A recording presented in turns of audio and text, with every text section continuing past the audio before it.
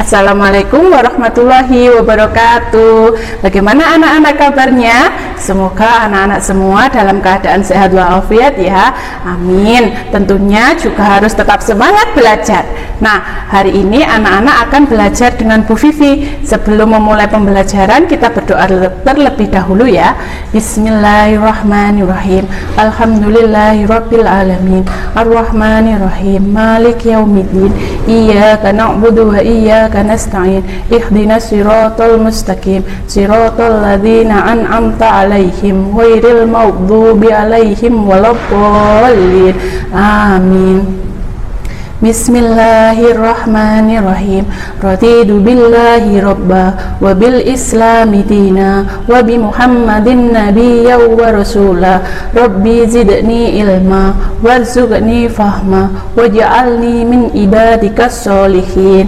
Amin. Nah, baiklah anak-anak, kita akan mulai pembelajarannya ya. Yang pertama, Bu Vivi akan memberitahukan kompetensi dasar materi yang harus kita pelajari. Yang pertama ada bahasa Indonesia KD 3.1, merinci ungkapan, ajakan, perintah, penolakan yang terdapat dalam teks cerita atau lagu yang menggambarkan hidup rukun. Yang kedua ada matematika KD 3.1, menjelaskan dan melakukan penjumlahan dan pengurangan bilangan yang melibatkan bilangan cacah sampai dengan 999 dalam kehidupan sehari-hari serta mengkaitkan penjumlahan dan pengurangan. Nah, kita masuk dalam materi pembelajaran. Materi yang kita pelajari hari ini ada 3 pokok materi. Yang pertama ada kalimat penolakan, yang kedua ada kalimat perintah, yang ketiga ada penyelesaian pengerjaan soal penjumlahan dan pengurangan. Yang pertama kita pelajari kalimat penolakan ya. Apa sih itu kalimat penolakan anak-anak? Kalimat penolakan adalah kalimat yang digunakan untuk menolak ajakan melakukan sesuatu. Minggu kemarin anak-anak sudah belajar kalimat ajakan ya dengan Bu Rizda. Hari ini kita belajar kalimat penolakan. Kalimat ajakan kemarin dimulai dari kata apa? Ayo dan mari. Pinter. Nah, kalimat penolakan itu untuk menolak ajakan. Ciri-ciri kalimat penolakan ada apa saja? 1. Terdapat kata maaf. Yang kedua, terdapat kata tidak mau. Yang ketiga, harus disertai alasan. Biasanya alasan diawali dengan kata karena, ya, diingat-ingat. Bu Vivi punya contoh. Ada 2 anak ya. Dia berkata, "Hei Bima, ayo kita bermain bersama di lapangan." Bima menjawab, "Maaf Dio, aku tidak bisa karena aku harus belajar mengerjakan tugas dari Bu Guru." Nah, selanjutnya. Nah, kalimat yang diucapkan oleh Bima itu tadi merupakan contoh kalimat penolakan ya anak-anak. Nah, terdapat kata maaf, terdapat kata tidak bisa, dan juga disertai alasannya kenapa dia menolak ajakan Dio, seperti itu. Nah, itu tadi materi kalimat penolakan. Sekarang kita belajar kalimat perintah. Apa sih kalimat perintah itu? Kalimat perintah adalah kalimat yang digunakan untuk menyuruh atau memerintah seseorang untuk melakukan sesuatu. Nah, kalimat perintah juga memiliki ciri-ciri. Apa saja Bu ciri-cirinya? Baik, yang pertama diakhiri dengan tanda seru ya, diakhiri dengan tanda seru. Yang kedua diawali dengan kalimat perintah. Seperti apa Bu kalimat perintah itu? Bisa dengan ambilkan, buanglah, bersihkan, dan lain-lainnya. Bu Vivi punya contoh. Nah, perhatikan gambar ini ya. Apa yang dilakukan itu? Bagaimana kira-kira perintahnya? Nah, sekarang coba hasilnya adalah hapuslah papan tulis itu. Pintar. Jangan lupa diakhiri dengan tanda apa? Tanda seru. Contoh yang kedua, diamati dulu gambarnya. Kira-kira kalimat perintah apa ya yang sesuai dengan gambar? Nah, kalimat perintah yang sesuai dengan gambar adalah tutuplah pintu itu. Pintar. Jangan lupa harus diakhiri dengan tanda seru. Nah, selanjutnya kita belajar penjumlahan dan pengurangan. Nah, baiklah anak-anak, sekarang kita akan belajar tentang penjumlahan dan pengurangan. Bagaimana sih Bu cara mengerjakan soal penjumlahan dan pengurangan? Nah, untuk yang pertama Bu Vivi akan kasihkan contoh untuk soal penjumlahan. Diperhatikan ya anak-anak. Bu Vivi punya soal 235 ditambah 190 sama dengan, nah dulu di kelas 1 pasti anak-anak sudah diajari ya cara mengerjakan soal penjumlahan itu bagaimana. Betul, dengan cara bersusun. Sekarang Bu Vivi akan mengulangi lagi cara bersusun. Yang pertama, ditulis dulu penjumlahan yang pertama, 235 ditambah 190. Nah, ini yang harus diperhatikan anak-anak, dikerjakannya dari belakang. Satuan lurus satuan, puluhan lurus puluhan, ratusan lurus ratusan.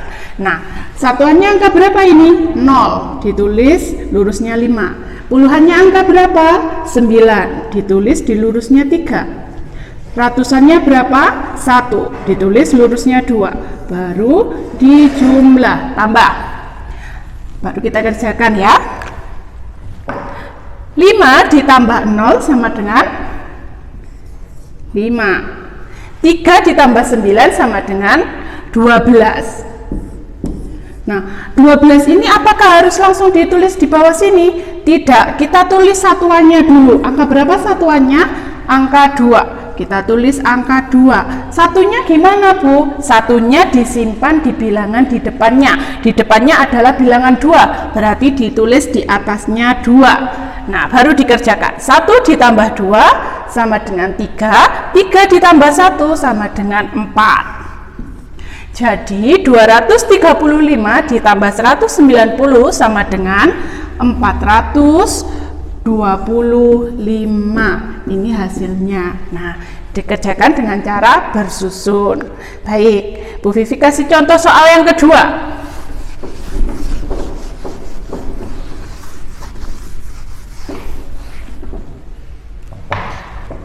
Bu Vivi punya 456 ditambah 37 sama dengan, kita susun. Yang pertama ditulis dulu 456 ditambah 37. Ingat, mengerjakannya dari belakang, tidak boleh langsung ditulis 37 seperti ini. Salah ya anak-anak. Kita menulisnya dari belakang. Satuan lurus satuan, puluhan lurus puluhan. Satuannya berapa? 7, tulis di bawahnya 6. Puluhannya berapa? 3, ditulis di bawahnya 5. Ratusannya berapa? Tidak ada Bu, berarti tidak usah ditulis, langsung kita jumlahkan. 6 ditambah 7 sama dengan 13. Karena 13, apakah langsung ditulis semuanya Bu? Tidak, kita tulis dulu 3-nya ya. 3. Baru angkanya, angka satunya disimpan di atasnya bilangan di depannya. Bilangan di depannya adalah bilangan 5. Jadi ditulis di atasnya 5. Bukan atasnya 4 ya, tapi atasnya 5. 1 ditambah 5, 6. 6 ditambah 3, 9. 4-nya ditambah berapa Bu? Tidak ada temannya. Kalau tidak ada temannya boleh langsung turun. Jadi 456 ditambah 37 hasilnya 493. Ini hasilnya. Ya, nah, ingat ya, kalau penjumlahan itu tekniknya adalah menyimpan. Sekarang kita akan belajar pengurangan yang kedua.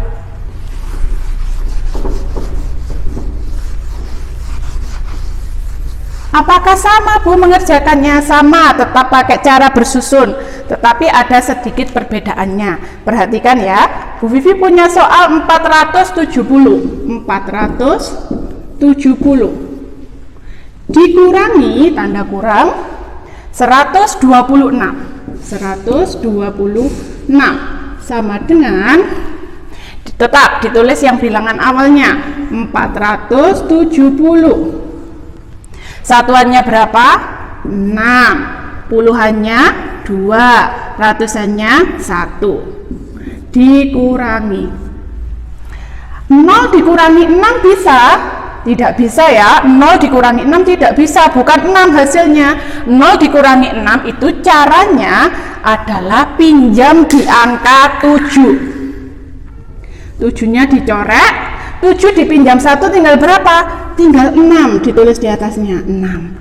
Nah, satunya yang dipinjam tadi ditulis di depannya angka 0. Jadi berapa? Jadi 10. 10 dikurangi 6 hasilnya 4. Nah, kemudian ini sudah tidak 7 lagi karena tadi dipinjam, tinggal 6. 6 dikurangi 2 hasilnya 4. 4 dikurangi 1 hasilnya 3. Jadi 470 dikurangi 126 hasilnya 344. Seperti itu ya.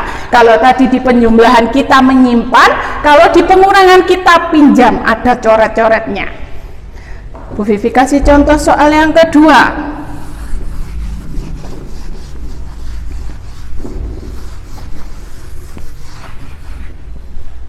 Bu Vivi punya soal 659 dikurangi 194. Berapa hasilnya? Kita lihat, tulis dulu. 659 dikurangi, satuannya berapa? 4. Puluhannya berapa? 9. Ratusannya berapa? 1. Baru dikurangi. 9 dikurangi 4 bisa? Bisa Bu. 9 dikurangi 4 hasilnya 5. Nah, 5 dikurangi 9 bisa? Tidak bisa. Berarti pinjam di angka 6. 6-nya dicoret. 6 dipinjam 1 tinggal berapa? Tinggal 5 Bu. Tulis di atasnya sini. Nah, satunya diletakkan di depannya 5. Jadi berapa? 15 dikurangi 9 hasilnya 6. Baru 5 dikurangi 1 hasilnya 4. Jadi 659 dikurangi 197 hasilnya 465. Nah, begitu ya anak-anak cara mengerjakan soal penjumlahan. Diingat-ingat caranya. Kalau penjumlahan ada simpan, kalau di pengurangan ada meminjam. Terima kasih, itu sedikit penjelasan dari Bu Vivi. Nah, itu tadi ya anak-anak pembelajaran yang kita pelajari. Ada apa saja tadi? Yang pertama ada kalimat penolakan. Yang kedua ada kalimat perintah. Yang ketiga ada soal mengerjakan penjumlahan dan pengurangan dengan cara bersusun. Itu saja materi yang Bu Vivi berikan hari ini. Tetap semangat belajar. Jangan lupa menyelesaikan tugasnya. Wassalamualaikum warahmatullahi wabarakatuh.